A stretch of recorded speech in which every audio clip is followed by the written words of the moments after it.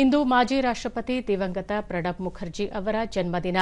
ಅದರ ಅಂಗವಾಗಿ ರಾಷ್ಟ್ರಪತಿ, ಪ್ರಧಾನಿ, ಸಚಿವ ಅಮಿತ್ ಶಾ ಸೇರಿದಂತೆ ಹಲವು ಗಣ್ಯರು ಪ್ರಣಬ್ ಮುಖರ್ಜಿ ಅವರಿಗೆ ಗೌರವ ನಮನ ಸಲ್ಲಿಸಿದ್ದಾರೆ.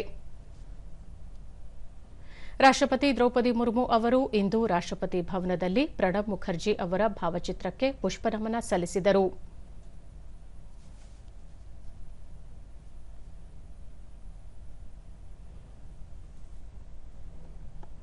ಪ್ರಧಾನಿ ನರೇಂದ್ರ ಮೋದಿ ಅವರು ಮಾಜಿ ರಾಷ್ಟ್ರಪತಿ ಪ್ರಣಬ್ ಮುಖರ್ಜಿ ಅವರಿಗೆ ಗೌರವ ನಮನ ಸಲ್ಲಿಸಿದ್ದಾರೆ.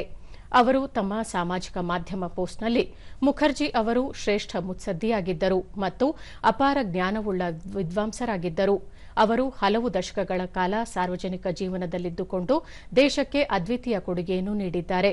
ಅವರ ಬುದ್ಧಿವಂತಿಕೆ ಮತ್ತು ಶ್ರೇಷ್ಠ ಚಿಂತನೆಗಳ ಮೂಲಕ ಪ್ರತಿ ಹಂತದಲ್ಲೂ ಪ್ರಜಾಪ್ರಭುತ್ವವನ್ನು ಶ್ರೀಮಂತಗೊಳಿಸಿದ್ದಾರೆ ಎಂದು ಹೇಳಿದ್ದಾರೆ.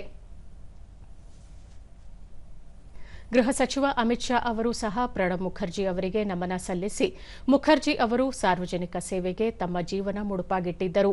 ಅವರು ದೇಶದ ಪ್ರಜಾಪ್ರಭುತ್ವದ ಪಯಣದಲ್ಲಿ ಸದಾ ಸ್ಫೂರ್ತಿದಾಯಕ ವ್ಯಕ್ತಿತ್ವ ಹೊಂದಿದ್ದರು ಎಂದು ಸ್ಮರಿಸಿದ್ದಾರೆ.